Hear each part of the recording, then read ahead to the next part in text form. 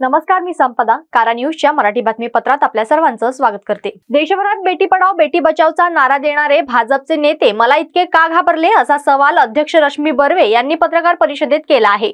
बर्वे यांचे जात वैधता प्रमाणपत्र रद्द करण्याच्या निर्णयाला मुंबई उच्च न्यायालयाच्या नागपूर खंडपीठाने गुरुवारी अंतरिम स्थगिती दिली। आपल्या न्यायव्यवस्थेवर पूर्ण विश्वास असल्याचे बर्वे म्हणालेत।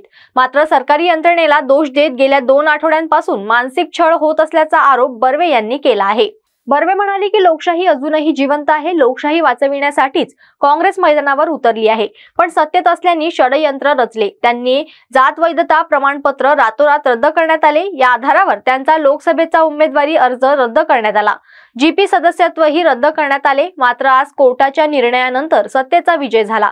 बर्वे म्हणाले की त्यांनी 5 वर्षे लोकांमध्ये काम केले आहे, लोकांचे प्रश्न सोडविले आहे।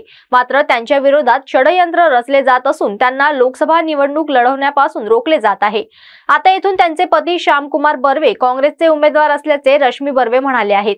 त्यांचा सत्तेचा लढा सुरूच राहील। जनतेच्या न्यायालयातही आम्हाला न्याय मिळेल असे बर्वे म्हणाले आहे।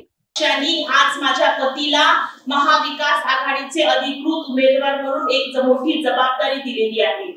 आज मी आपल्या सर्वांच्या माध्यमातून रामटेक लोकसभा मधून जो आम्ही मागच्या 5 वर्षाच्या कार्यकाळामध्ये छोट्या घटकापर्यंत जाऊन एक विश्वास संपादन केला होता, त्या विश्वासाची आज जीत झालेली आहे।